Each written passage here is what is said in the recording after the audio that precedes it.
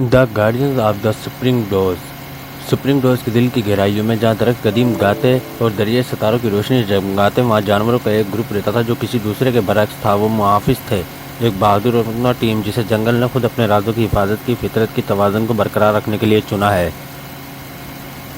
سرپرستوں کا رہنما اوون تھا، ایک شاندار بھیڑیا جس کی کھال چاندی جیسی چاندی اور آنکھیں انگارے کی طرح چمکتی تھی۔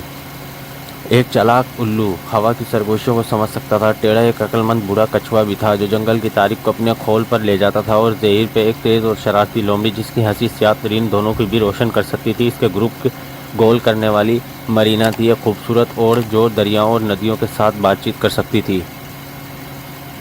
صدیوں سے سرپرستوں نے سپرنگ ڈوز کو محفوظ رکھا تھا، لیکن ایک قسمت خزاں، ایک سایہ جنگل میں رینگنے والا درخت خاموش ہو گئے، دریا گدگلا اور جانور غائب ہونے لگے۔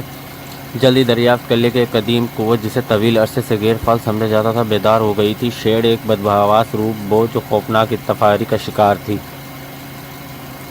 شیڈ کا ایک ہی مقصد تھا، جنگل کی زندگی قوت کو بچانا اور اس کی تاریخ کو پردے دنیا تک پھیلانا۔ اسے روکنے کے لیے سرپرستوں کو ہارٹ آف دا فارسٹ کو تلاش کرنے کی ضرورت تھی، جو جنگل کے اندر چھپا ہوا ایک صوفیانہ جوہر تھا جس میں توازن بحال کرنے کی طاقت تھی، لیکن دل کا راستہ خطرے سے بھرا ہوا تھا۔ ویم جو ان کے گہرے خوف پر کھیل رہے تھے، سائے کے ذریعے لگائے گئے جال اور جنگل کے کمزور ہوتے ہی وقت کا کھلا دوڑ۔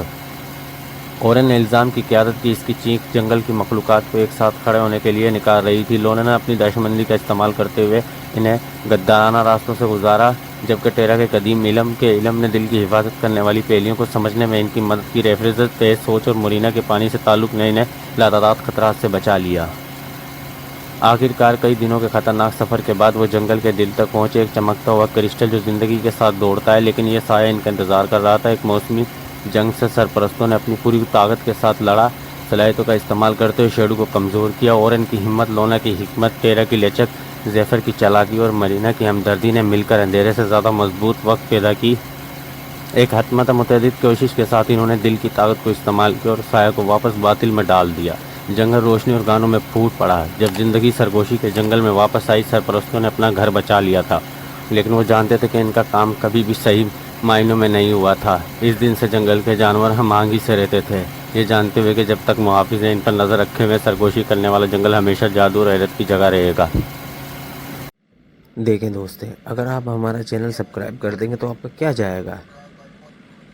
آپ کے یوٹیوب چینل پہ صرف ایک سبسکرائب بڑھ جائے گا، لیکن سبسکرائب کی وجہ سے میری لائف سیٹ ہو جائے گی۔ تو please subscribe to watch my videos. Thank you.